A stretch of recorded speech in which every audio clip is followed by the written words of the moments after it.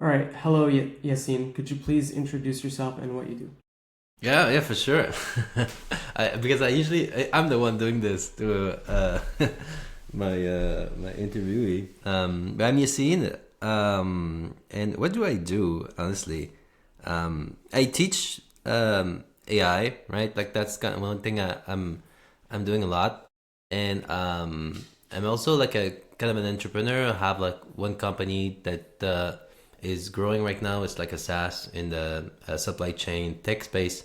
I left that earlier in late 2025, and right now what I'm doing is I'm kind of starting my second business, which is basically just a AI consulting shop, right? No product. I'm just out there helping people. It's mainly like enterprise client, and um, I like the problems, but they're not the typical very exciting problems. So it's mainly like just getting the enterprise customers started with like their AI stuff. Yeah, so that's kind of what I do. I worked last year. I worked for a company that was in finance, and they were trying to adopt AI. And I was probably yeah, I was definitely like the first person in their company that was like super deep into it. And as I like the onboarding is hard. That's like the first thing that comes to mind. Is it's very difficult, and and it's just like in people's heads as opposed to like a problem out there, right? Like it's like they don't understand that they can just talk to the thing Yeah. about like anything and get it to work, and there's also a lot of fear in people. It is exciting to me. I think there's like a lot of very interesting problems in the like enterprise space, because if okay, I'm rambling about myself too much. I feel Yeah, like it's good. it all of it Continue. I'm, is. I'm curious. Oh, thank you. I feel like all of it is like ripe for automation. A lot of work in companies is ripe for automation. And then you have like, what does that mean for the people doing the job that are not willing to do the automation? Does Yeah. that make sense? That's Because that. Yeah, that makes a lot of sense, and I also see it in like the I don't know, the executive that hired me also see it. The thing is that um, it's rarely a product that will solve whatever problem they have, right? It's more like, okay, yeah, you guys have all this context in your mind, right? And you kind of need to have somebody that comes in, understand you, right? Understand your business, understand your individual problems, and kind of is able to guide you a bit in doing the things. Even for like putting AI in their product, right? It's not just like internally, like just trying to put the AI stuff in the product properly. In some company, it's kind of hard, even though they're a SaaS and stuff, and they should be like kind of tech savvy and things like that. It's like how I see it is that like it's hard for very technical people to like understand like the actually no remember like when you didn't know about this way of solving problem, right? Like I don't know if you remember like the first time that you realized that like you could create a program to solve your problem in a kind of very deterministic fashion. Because I remember that and I was like, wow, right? And it's like something that clicks in your mind, and you're like, I now see like this factor, like this kind of way of like moving in my problem solving, right? Same thing. The first time like I realized I could use the data, right, in order to like get something out of it that will solve my problem. It's a different like it's a different feeling than when it's very deterministic and there's no data involved, right? There's the same thing with like first time you realize you can make a website, and then you can have like a database behind, and then you have like the model view controller type of stuff, and then like then you realize that like there's this structuring that is happening, and then you have ML, but then you have the LMs, right? And like these more frontier model where you don't have to give them like to train them with the data. You can kind of probe them, figure out like what they know, and like how to structure the context more in order to get what you want. And it's a bit non-deterministic, so you have to be like wary of this. But it's just another like form of the problem solving that you need to know about, and that's kind of what they have trouble with, right? So even like engineer that like figure out the first one, right, with like problem solving with like that is formalized. they struggle a bit with like the ML stuff, and then like for the LLM they kind of struggle even more, right? They don't have the right kind of mental model of it. So being able to come in and then just like, because I'm very fluent in these things, being able to see like, oh, for this one you should use like this way of problem solving it, or this one you should use a mix of these two, and then you're gonna be okay. And then just trying to gang them through like this kind of motion. Yeah, and it's very fun. Like doing that is it is fun. It's pretty cool because like I don't know, they're doing actual work. I don't know how to say it, right? Like they're actually doing stuff that is useful for like use. A lot of them are in manufacturing sector, right? So one of them has like a sensor that is going through like a actual manufacturing plant to diagnose where the thing is gonna break some of the vials or like some of the can, right? So it's really a diagnostic tool, and like we need to use the data in order to help them like figure this out if there's anomaly and stuff like that. It's a very interesting problem, and then like it's directly helping like these guys that are doing their best to make like vaccines and all of this stuff. Yeah, so this is where I think there's like a really big split right now, because on Twitter or like on my digital, like in my digital self, it's very clear to me that this technology is just completely going to change every industry and like is something really like not magical but revolutionary at least. But then when I go outside and I see like how the average person still does not care, right? Like this is either like a political topic for them, or it's something that they've tried and that they didn't like, or like they're not really connecting the dots of like, it's very clear but that contrast. Yeah. I feel like I'm a little bit schizo because of that contrast. Because like when I go out to the real world, for me, it's not surprising at all. It's really not surprising that this happens, because what you have, right, is a very rapid release cycle, right? Like if you were to look at the model a year ago, right?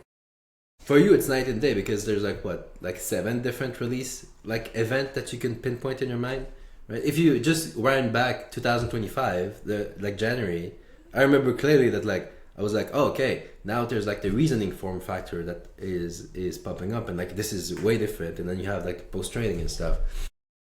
But like most people, like if they hate it now, like they tried it in like 2024 or something like that, and then they're like, this shit sucks, right?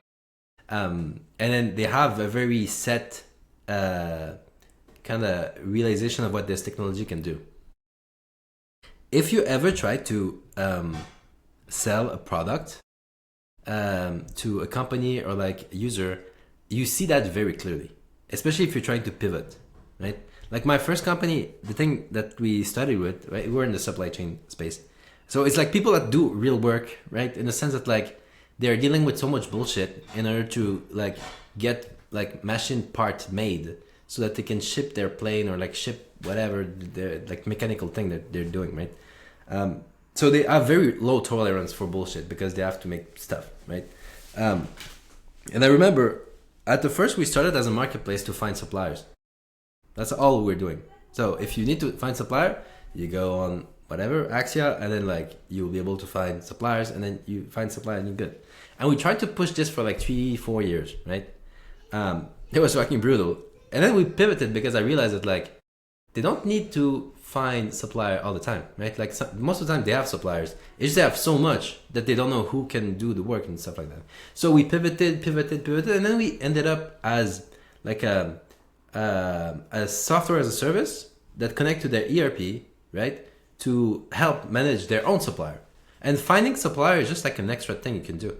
But what I've seen is that when we went back to some of the marketplace client that we were talking about, and then we were trying to get a meeting, like, oh, I don't need new supply. I'm like, no, this is not what we do anymore. Like, what we do is this. And then they go into the meeting and stuff, and then they see our new thing and things like that. But like in their mind, what we're doing is still them finding supplier. Even if you had 2-3 meetings, it was very hard to change their perception of the first thing they saw about us, right? So like usually, like when you have and also it was a novel form factor for them. What do you mean? I don't have to send an email? Like, no, the system is sending the email on your behalf, and then you're recording everything that is happening and then structuring it into the database. Like when it's something novel like this, or like, oh, what do you mean? I just go there and then like there's all the supplier categorized, right? And I just send my RFQ and then they will like select and find me the right guy. Like, yeah, that's what it does. Like when it's so novel for them, it's hard to pivot multiple time, right? So if you've seen it once, you will keep this image for a long time. So what we realized that it was much easier to not talk to these guys and get like other fresh people and show the fresh stuff. And then it was very like normal. We're gonna get some customers and stuff like that, get bigger. And then these guys will by themselves, day by day, like trying to reconcile. Oh, okay, like this is what they do. Okay, I get it. And then like we were able to get them after 2-3 years down the line. Like that's kind of the reality of it. It's technology wise, it's very difficult for the people to kind of understand like the change, and like now it's completely different and you have to reassess. For somebody in tech, you're like, of course, right? It changed. Now it's not the same thing. It's not even the same model. It's not even trained the same way. But for them, it's like it's a chat bot, right? And then you go there. Like, what do you mean now we can like make website? Like, is it not supposed to just like talk to me and answer back? Very difficult to kind of put into perspective. And it will just take time for a lot of people, right? So actually, I think what the adoption curve will look like is that we're gonna get like most of the younger generation, the kids and stuff like that, to use it at the high level, and then we're gonna get like the tail end of the rest of the human population from 30 years old to like whatever. They will start to kind of adopt it, but it will take time. I don't think it's gonna be like a rapid kind of situation.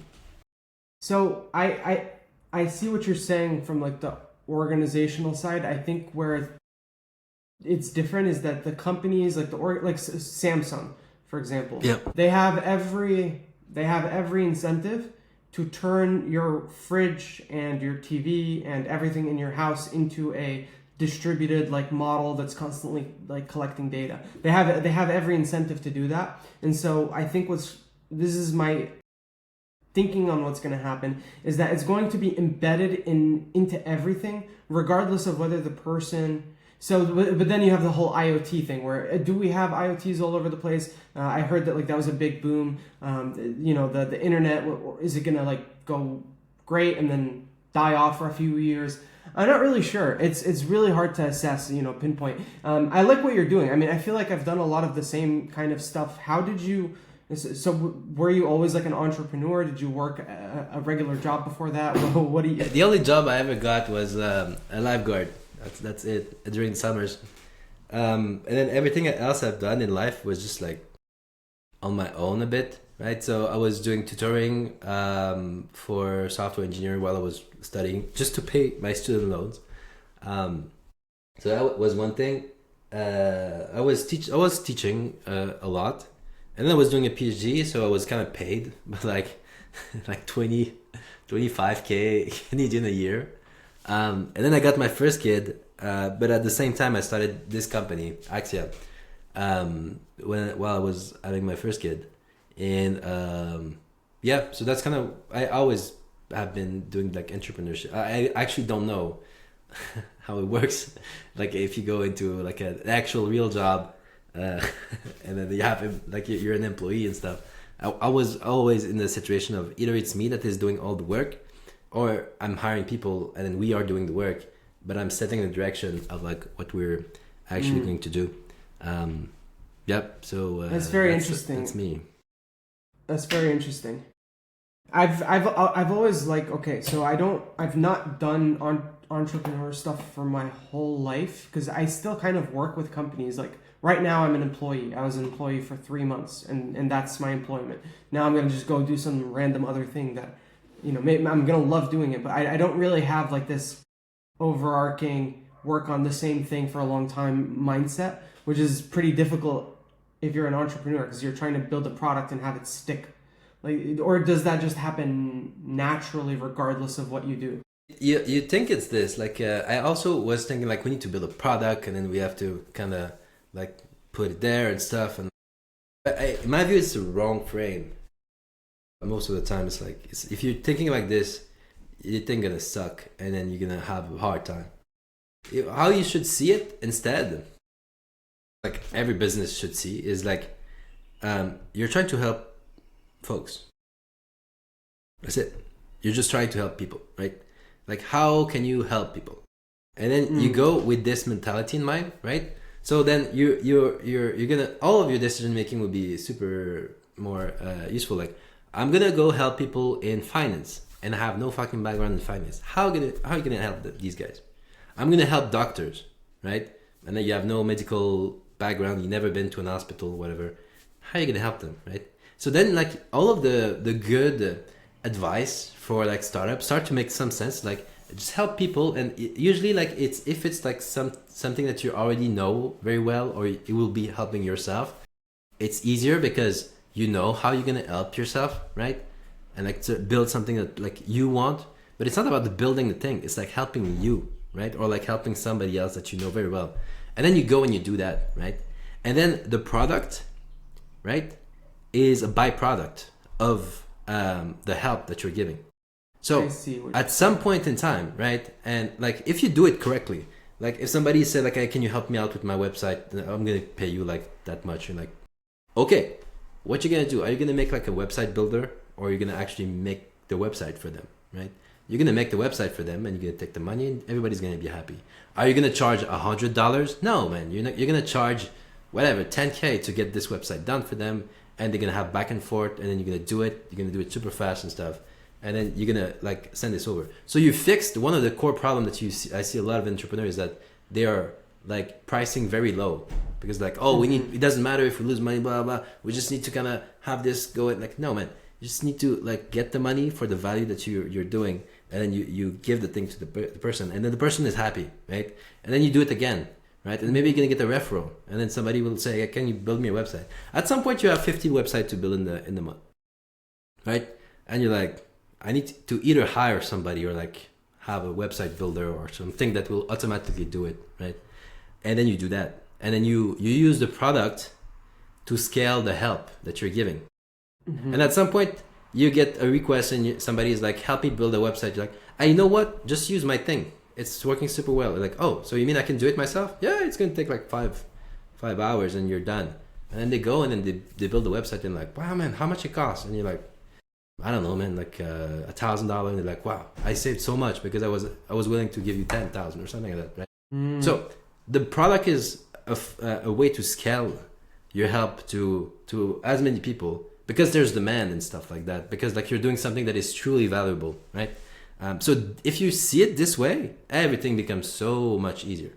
Everything becomes so much easier. Then you're gonna prioritize a feature that makes sense for these guys. Once you have a product that you can like scale this stuff, you're gonna know who to hire, right? You're gonna know like that you need to talk to the customers and then sell to them yourself to see what the pain point is, what's the messaging that will like better bring about the problem. You know, like how when you're gonna do the sales pitch, that you're not gonna show the product first, because it doesn't matter. If they don't need your help, why are you showing me like, I don't know, your trumpet? Like, here's a trumpet, and you're like, fuck, man.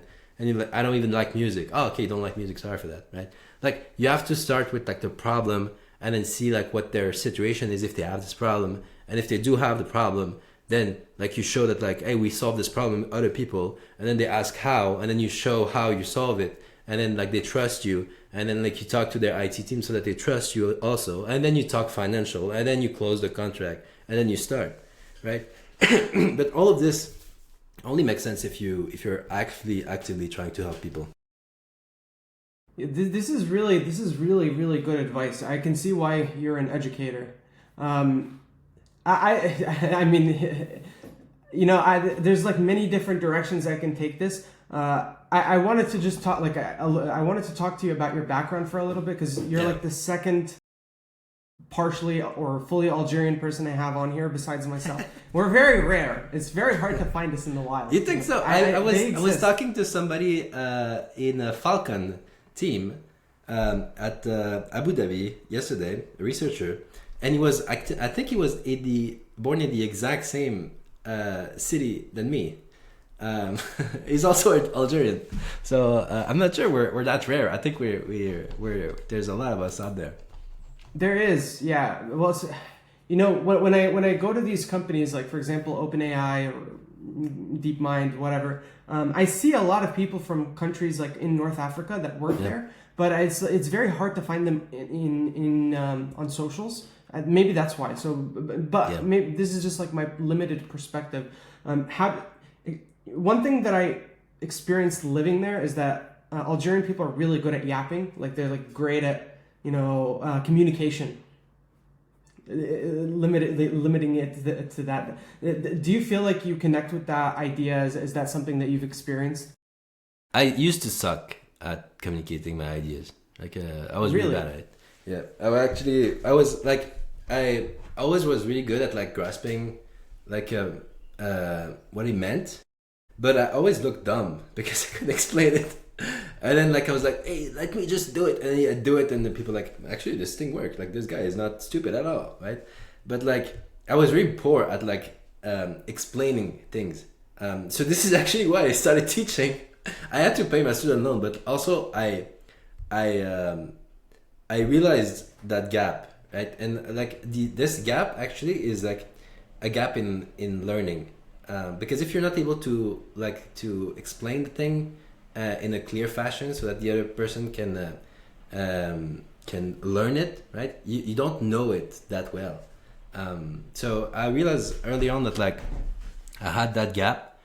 So I went on and like I did way more tutoring I had to do. I was trying to teach. I was trying to like talk in conferences, like a poster session when I was doing a PhD and stuff.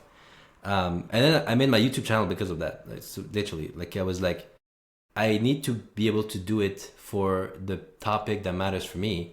And like, I'm not gonna talk about the fucking like functional connectivity problem I'm working on for my graph theory thing to these kids that I'm tutoring for like their Comp 202 class, right? I need to like just find a medium that makes sense.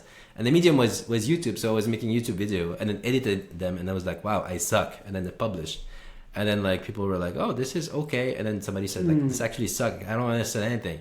And I was like, yeah, this sucked. And then it did it again, and I did it again, and I kept doing it. Yeah, so that's kind of how it goes. And I started to talk also like to employees when I had employees. Started to try to explain, see like if they understood, and if they didn't understood and the task was complete garbage, my usual reaction is like I told you poorly, right? Like I was not able to bridge the gap between what you know and what I know and what we need to do. So I try to improve that as much as possible. Here's how I've been feeling about learning. So I learned how to code by myself on a website called the Odin Project. That was That's like a good website, yeah. It was a great website. That was really responsible. You know, there were a bunch of other people and groups and things responsible for it. So I learned how to learn something from scratch, and I think I'm good at it. But when I look now at look at myself, I don't see myself learning in the same way that I used to. It's like I learn just what I need to get the thing done, and then I have like a very wide knowledge base, but it's not really deep in any specific direction. Does that make sense? And it's a very strange place to be because I can talk about things on a high level, but when people start asking me like, what are you doing with the tensor? I'm like, I don't know what's going on down there. I just know that if you do this thing, it works out pretty well. So and I think this is, maybe it's always existed, but have you seen like an attitude change with your students since the AI stuff? Yeah, I want to preface this, but like I'm talking to researchers and stuff a lot. People that are super educated. I think I never met somebody that like, I got my basic on lock, right? I got it, right? I never met somebody like that, ever. Maybe Justin from Math Academy like was like this, but even him, he said like, oh, after 3,000 hours, I was like, I studied math, but it was a bit shaky still, and I was like, fuck, how?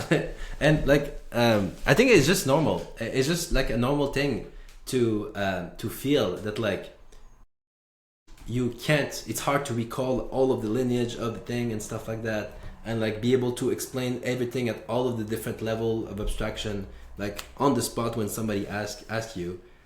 Same thing. Like yesterday, I was talking to Ludwig and Mikolai. that are out there on Twitter, and it's very smart guys that have more than the 1% of the general population understanding of like ML and math and AI, and they feel like they don't have the basics still, right? And I think this is just a reality of like how most of the brain is working, right? I'm pretty sure that if you were to talk to like any top guy, I would be the same, right? Like I spend a lot of time in academic circle and like in research and stuff like that, and like they also do have a very surface level understanding of the thing that they're doing, right? They like the principal investigator in the labs, like the head of the labs. You look at them and like, this guy has his shit on lock, right?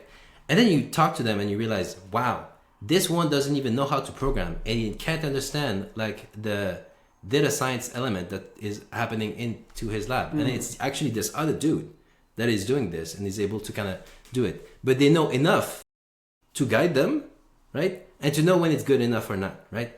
And that's good. And then like it's the kind of the collective intelligence that is doing this output that they're able to showcase, right? It's very rare in most endeavor also that you're gonna find a one-man show, like just one woman show that like they did everything from top to the bottom, and then like it's them 100%, right?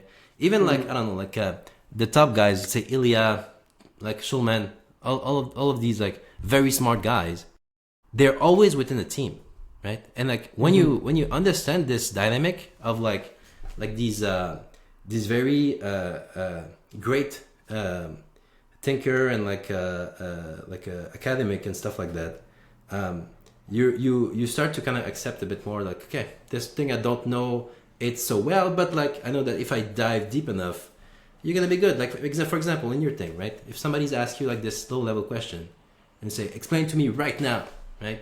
You're gonna be like, no, I can't, right? But if I say like, can you explain to me in 2 weeks, 3 weeks? I see what you're saying. There's no fucking way you're gonna be like, I can't do it. Like no, you're gonna pick it up for me, like your level of abstraction. You're gonna go down over there. You're gonna be like, oh, so this is how it works. Oh, this is other thing. Okay, cool. And then you're gonna pick a bit like at the lower level. Like, okay, this is what the stuff is there. Let me explain to you like whatever what this thing is. And then like people will be like, yeah, this is correct actually. How about this thing, the lower level still? You'll be like, let me do the same thing, right? And that's it. Yeah, so if you're able to do that, up and down. if you're able to do that motion of like moving up and down, like the abstraction, layers, you don't need to feel bad about like not recalling a specific theorem or like whatever. So you're gonna be fine. You're gonna be able to figure it out if you need to, right? There's never gonna be a point in your life where somebody has you at gunpoint and say like, explain to me this right now, right? No, there's never gonna be that. Even in the meeting in business, it's gonna be like, oh, look, what's this, Yacine? Oh, let me circle back to you in like 1 week, and then you circle back and you have a good presentation. And people are like, this dude is smart, right? But that's kind of how it happens everywhere. You're a great person to answer this kind of thing. I had my account grow at a rate that like I haven't really experienced online ever, which is like it just kind of blew up on Twitter. It's not really that big, but a lot of people now ask me the same exact like set of questions. Is like, do you feel like the imposter syndrome, or like people that are feeling like, do I still need to learn if this thing doesn't? So there's that fear that is being instilled in people from the business side that are trying to like capture a market.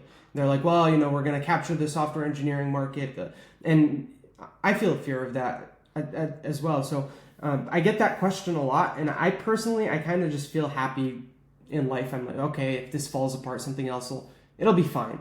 But I don't think everybody has that mindset. Would you be able to like, what do you do to feel comfortable within yourself and like what you're doing generally? Yeah, a good thing you could do, try to be an imposter. Like try it for real, right? Like if you feel like an imposter in whatever you're doing, right? A good I don't know, like philosophical test you could do, like just a life test, is try to actually be an imposter in some area, like for actually real. And what I mean by that is like, go do something that you're really unqualified for. Like Like there's no question that you're unqualified to do this shit, right? Like don't do something dangerous, but like try to do that, right?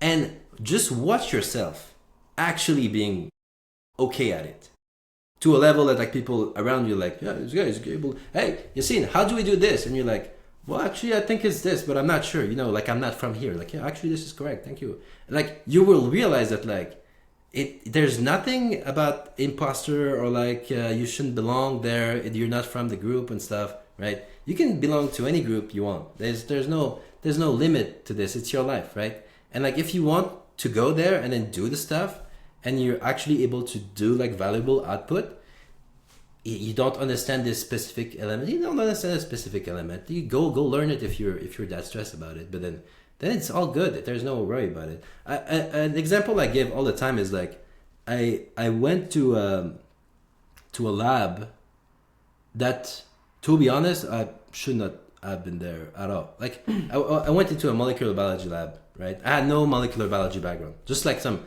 high level biology understanding. And then they just tell me like, do the experiment, here's the recipe, look at this Chinese woman, she will help you with like this and that. And I was like, I don't even know how to pipette stuff. I never did that, right? I don't know what an autoclave is. Why do we need to put this stuff in the autoclave? Why are they this yellow liquid? Oh, it's bacteria. What the fuck do we need bacteria for, right? I had no clue. But I thought this was super cool. And I wanted to do that. And I did that, right? And I wasted so much time. Like everything I did sucked. There was nothing that was working for like 3 months, right? And then like I didn't care because I was like, well, what am I gonna do? Like be dumb all the time? No, man. And I was asking questions to the PI. I was just bursting into his office and like, my shit didn't work again. Can you help me? It's like, oh, kids, what didn't work? And like, look, it's fucked. And it's like, oh, okay, the Western Blood did that. Go ask this other dude. And I asked the other dude and like, yeah, what the fuck did you do, man? I was like, I did it like this. Oh, you shouldn't do it like this. You should do it like that. I'm like, okay. And then you just go, right? And you iterate. By the end of the thing, I was running my thing and I was able to train the other postdoc on doing my experiment because it was good. And they included my work in the big paper they prepared. So I actually have this thing that was like almost criminally unqualified to do, right? In the Journal of Biochemistry or something like some shit like that. My Western blot is over there, and it took me like 6 months to get it done. So I mean, like that's one thing that you could do, and at some point you realize that like it's just things that you're doing, and like if you want to belong in the group, you could try and then like try to mimic like how they're doing, or you could just be yourself and do the shit you love, and that's it, man. Like that, there's nothing else to it after that.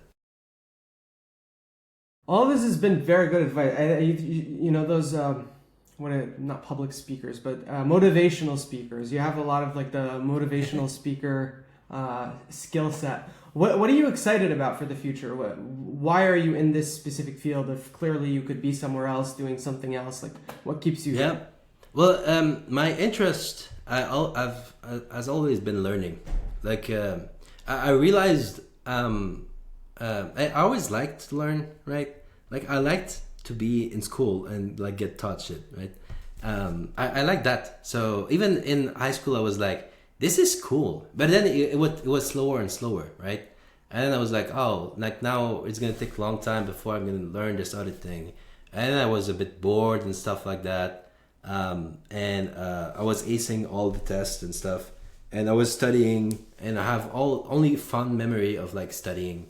Even like when I was in primary school, I loved to study with my mom. That was like helping me out with a bunch of things. I just like to learn shit, right?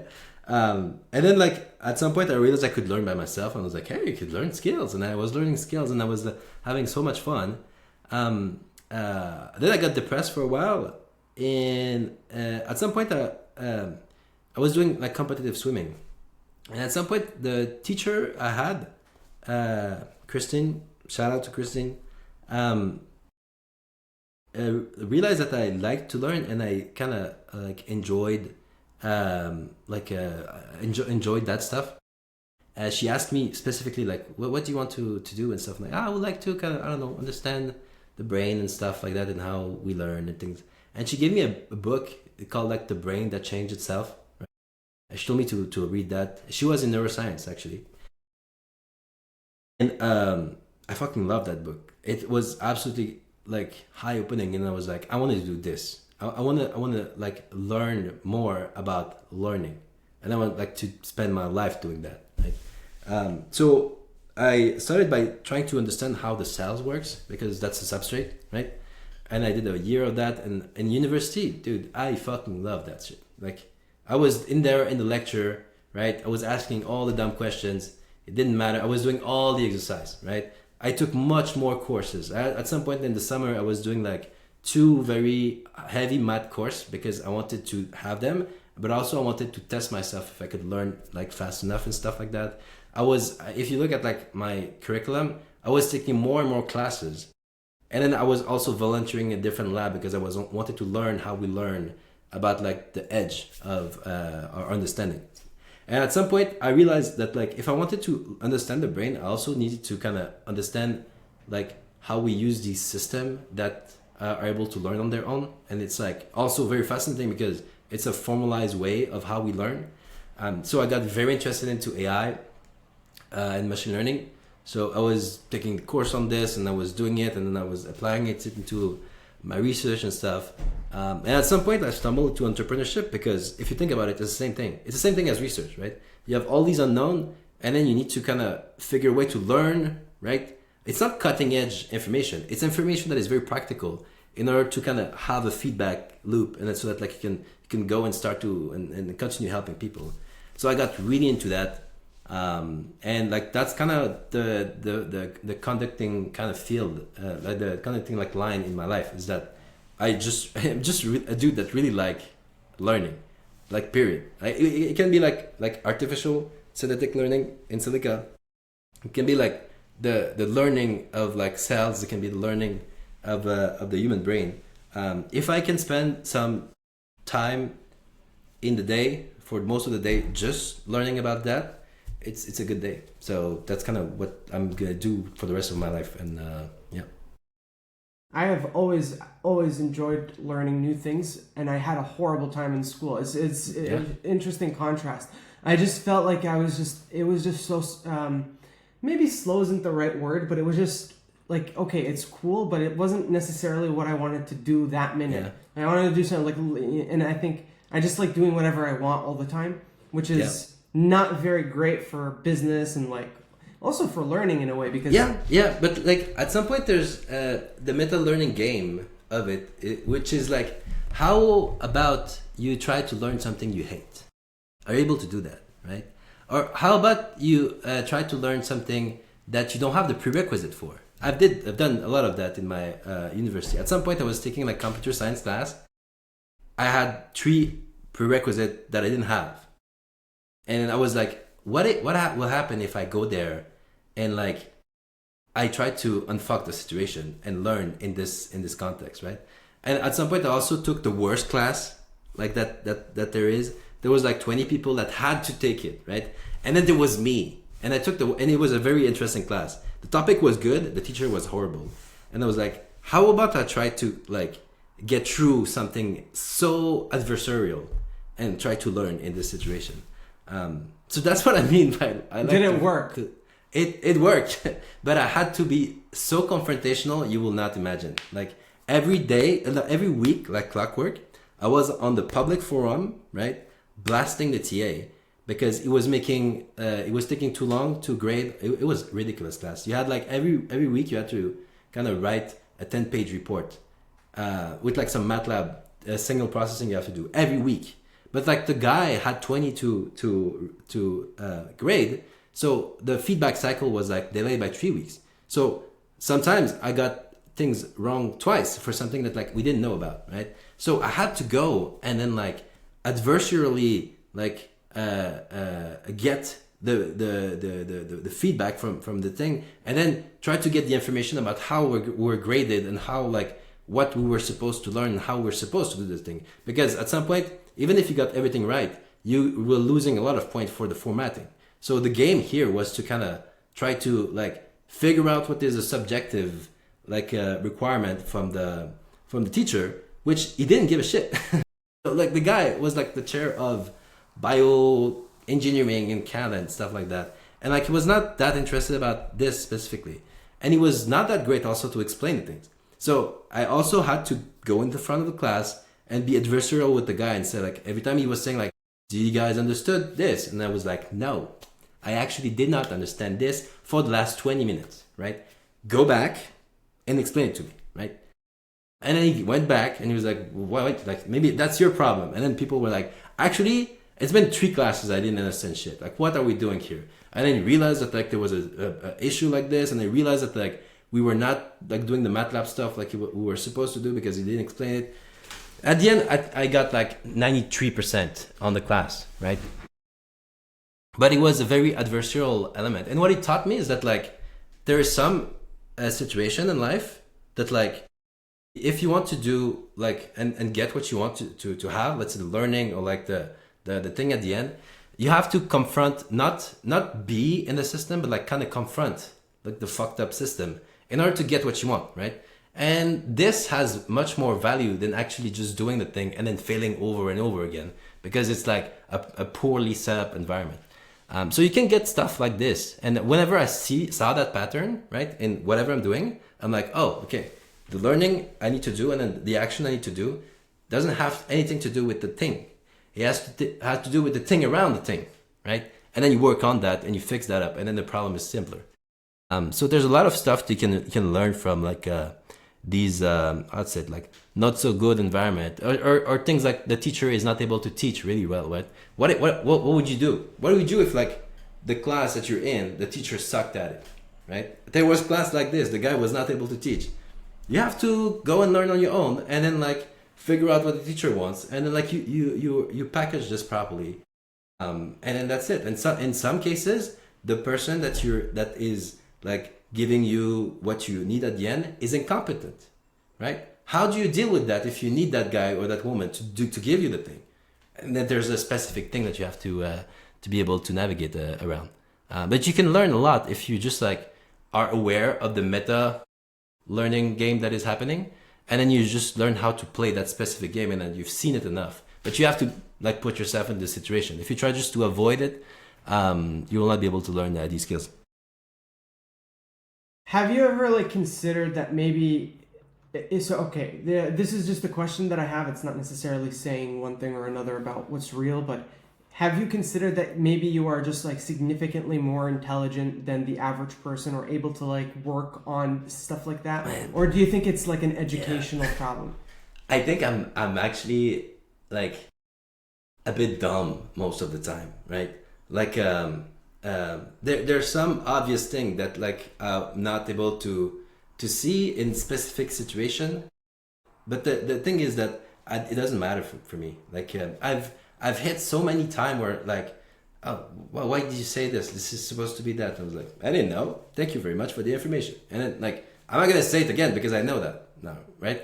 But I learned this skill of like, you go and you bump yourself, right? And you're like, shit, I suck a bit less. And then you go, right? And at some point you're gonna exceed or be better than the person that like formally do it really well and whatnot, right?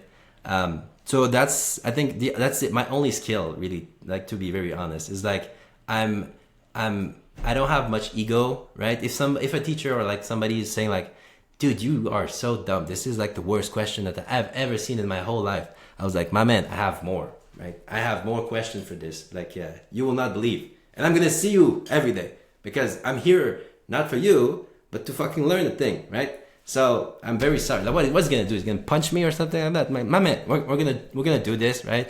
We're gonna figure this out, and then you're gonna give me what I need, which is the learning element, and then we're gonna part way, and I'm not gonna remember you, like literally, and then I'm just gonna move on and do my thing, right? I think that's my biggest skill set. So like, it didn't matter if the class sucked, right? It didn't matter if like the rest of the class was very unorganized and stuff like that. It didn't matter if I was alone, right? It didn't also matter if like I was there was not any sort of direction, right? So for example, like in entrepreneurship, you're gonna get like this a lot. Like you're in a setting, and then you're pitching your stuff, and then the people over there are like, "Wow, this is the worst idea I've had in my life. What the fuck are you gonna do?" Okay, cool. Well, how you make it better? And then you're like, okay, we will never get this sale. You can walk off and be very pissed off, or you can try to learn something. What are they gonna like? They this is a business. They're gonna do what? They break your leg? No, man. Like, let me know what's up, and then I'll take that information and I'll not pitch it like this for the next client, right? I remember one time there was a client that wanted to see us, right? And then I went there, and it was an hour of telling how the product fucking sucked. Literally, right? It was a manufacturing shop, and then I was there, and then the guy was pissed off out of his mind, right? And then 1 hour straight telling us like our shit sucked, and that, like I was like, what do you mean? And then he says like, well, look at this, and then he turned it like, this is not even working, and I was like, yeah, this is not working, man. This is a piece of garbage. Wow. Of course, the guy will churn. There's no way he's gonna stay, right? And then like throughout the conversation, he's like, but this actually works. And I was like, this one working? But like, if what happened if you do it like this? Like, oh, but I will never do it like this. I'm like, okay, so like it will work like that. Okay, cool. And then I got a lot of good information. The guy didn't end up churning at all, so that was good. But I got all the information I need to make my product suck less for these poor guys that were going through this terrible experience, right? But you just have to be kind of ego free, and then be very, very interested in learning, right? If you have these two qualities, like it's gonna be fine, man. You're gonna be all good in like whatever like dumbass environment you're in, right? Like the people are yelling out all the time. Just tell them to not yell, man. Why are you yelling like this? We're trying to learn this shit. You're gonna yell at me? I'm gonna learn this? No, come on, chill out. What's this? And then you take the stuff, you learn it, and like, and you can tell it then clearly, like, dude, if you're yelling at me like this all the time, I'm gonna learn this stuff on my own, and then gonna come back later on, like, no, you can't do that. You have to come in class. Okay, man, just don't yell. It's fine. And then you do your stuff and you're good to go, man. You don't have to be friend with all of these people either, right? You can be like kind and polite and stuff like that, and like get what you need. But after that, it's this. Like the most important thing for me is really like to like be helpful as much as possible and to keep learning stuff, right? If I can do these two things, I'm all good. So I don't know if you feel comfortable sharing. If you don't, like, again, we can cut this. So when I had my first kid, I had this like very interesting experiences. I felt like I've already experienced everything, right, to a certain degree, right? Like I've had all the good food, I've been to all the good places, and then I see this little creature that is just able to experience it from scratch all over again. And there's something very invigorating about that process. But now as he's getting older, it's getting harder and harder to educate him, because it's like knowledge that is different than what there's a difference in like what I'm interested in versus him. How has since you seem to love learning so much, how is it teaching your kids and like learning from them, and how do you experience their learning process as well? Yeah, the important thing about because I taught a lot of different people, right? The interesting thing about learning is that it doesn't come from the teacher. You're not hammering the learning into the kid, right? The kid is where the learning is emerging.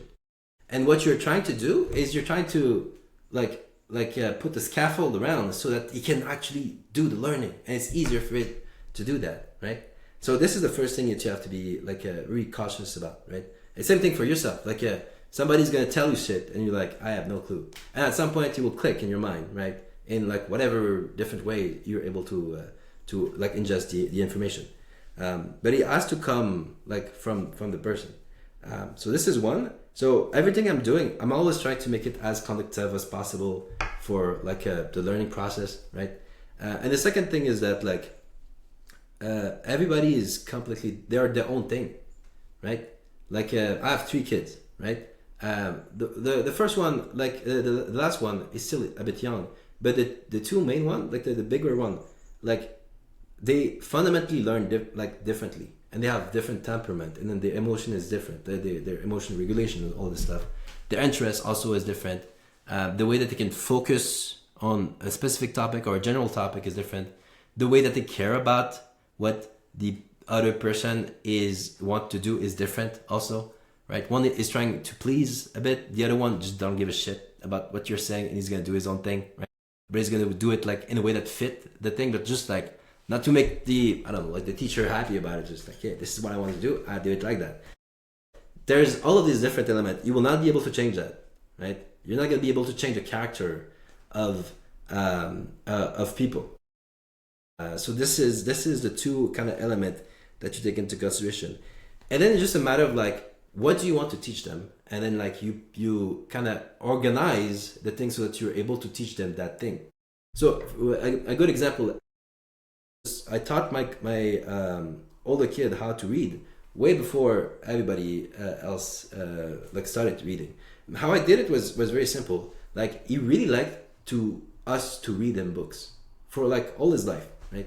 Because it's a good moment, you're with them, and then you invent stories, and then the stories are there, but then you can change them, and he really liked that, right? He liked to look at the images and stuff.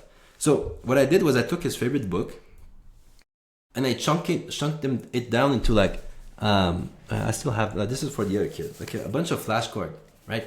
Literally a bunch of flashcards. It's just a bunch of them, right, with like the words. And then he really liked to be with us, just the two of us, right? So it was like, we're gonna do something special, and then he's gonna be like, what? Like, come with me, just you, not the other one. And the other one is gonna stay with his mom and with the other one, right? And then it's just us two, and I'm like, we're gonna like read this book, right? And he's like, okay, cool. And then we're reading the book, and I'm like, now I'm gonna teach you how to read it. Look, I took all the words in the book. Remember the images and stuff, right? Took all the words of them, and I'm gonna show it to them, and you're gonna try to kind of like name them, right? At first he sucked, and some he was able, and then some I was like, oh no, this is actually this, and then, oh, this is that, right? And then like we were iterating this, but everything was bounded within this book that he loved. And then we kept doing this again and again. He got to a point that he really wanted us to do that. Like, hey, can we do this thing that we were doing, like with the cards and stuff, like, with this book? I'm like, yeah, come on in, we're gonna do this. And then at some point he was able to read all of the words. I'm like, now I'm gonna give you the book, and you're gonna try to find the words, right? And then he was able to read the whole thing, right? And I was like, let's try it with another book. And then we tried another book. Yeah, it was harder. And then he was able to find a few words, and then like understand like all the thing. And then he was able to read, like, and then we were reading book together. And then now he's like How super old good was reader. He? I taught him that. I think he just it was in the summer. About 5 years old. Yeah. Interesting. That's very interesting. I've tried like with the numbers. He's a little young still, but the numbers. So like this is 1, this is 1, this is 2. You know, something like that, and it makes sense. So I've done a lot of teaching. I have like done multiple classes in person, and every week I'm doing like 2 sessions that are public that anybody can join, and it's just like, here's the random knowledge I know about AI packaged. I don't really try to like do the slides and stuff. This is I have Right. very little attention to detail, and I don't really care about the details. That just generally like the idea is that I'm not very patient with this.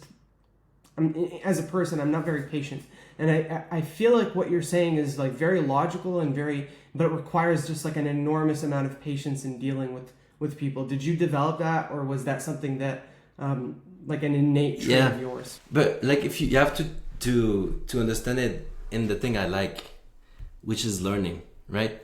And like it's another kind of meta learning game if you think about it. How can you elicit learning then in somebody else, right? That's kind of the game that you're playing here, which is fascinating, right? Like, and I played this game many times, right? I was trying to teach software engineer students how to do software engineering things when they didn't give a shit. Like, that's hard, super hard. So you have to kind of talk to them, try to figure out what's up. And like, oh, you want to do this? Oh, this actually didn't want to do that thing, but you have to do it and you're stressed out. Let's alleviate the stress a bit, and like, let's do it like that. Let's do too much. And like, that's kind of the thing that I've realized. And it's really like, if you're able to do that, it also attaches itself to the other thing that I like to do, is just help people, right? Like, if you're able to kind of elicit the learning in somebody, and then they can do things now without you, and then they can grow and be better and stuff. That's fantastic, man. You help them for life. They're good. They're golden, right? Like this kid now, he's able to learn able to read at a very fast pace, right? So whenever he's in school, it never has this bottleneck of like reading. So like if he has like something to read for like a math exercise, he's already has the reading unlocked, so he can focus on the math exercise. Now he's good at math and reading, right? And everybody in this class is saying that like, oh, Avila is so smart because he can read so well and stuff like that. And yeah, true, he can read so well because like I was able to kind of elicit this in him, and now he's able to practice it every time, right? So I mean, like that's kind of what I'm interested in. Like what if it took like 3 months, right? What if? It's fine if it takes 3 months. We don't have to do it now. I'm not trying to like get the task done. I'm trying to elicit learning in you, right? If it takes 2 years, we're gonna do it 2 years, man. It's fine. I like that mindset. So basically, yeah, I'm really grateful for you taking the time to do this. I saw your Twitter. I saw like people that work for you, and you know, it is interesting. I really I like learning. I like teaching. I think we're very sorely lacking in education and like just a whole bunch of things. What would you like to say? Like just wrapping up, and how do you want to close this out? Is there anything that you pitch? Any advice that you want to give? Yeah. I like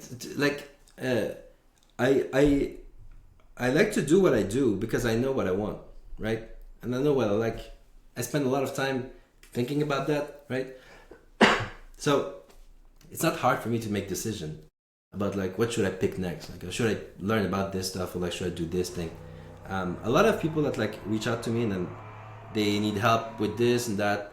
Usually, like if for 95% of them, if I boil it down, it's like they really don't know what they want to do at all, right? They don't want to make their mom proud and like that sort of stuff, right? But like at the core of it, like for yourself, at like as a living thing, like what do you wanna do?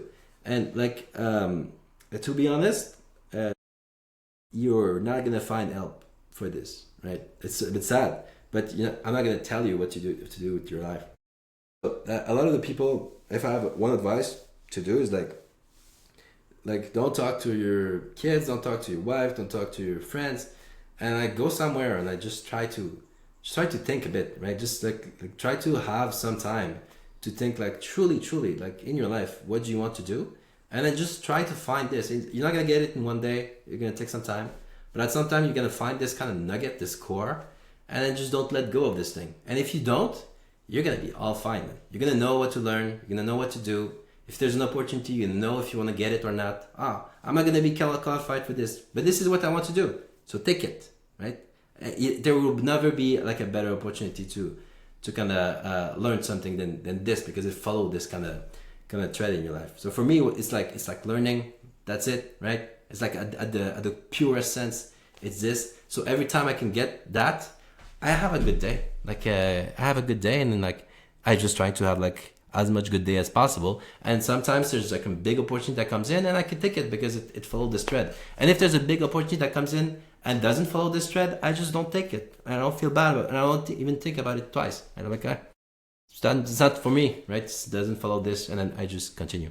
So that's a message for the kids. Thank you so much for taking the time, and it's been a really eye-opening conversation. It's a great mindset to have.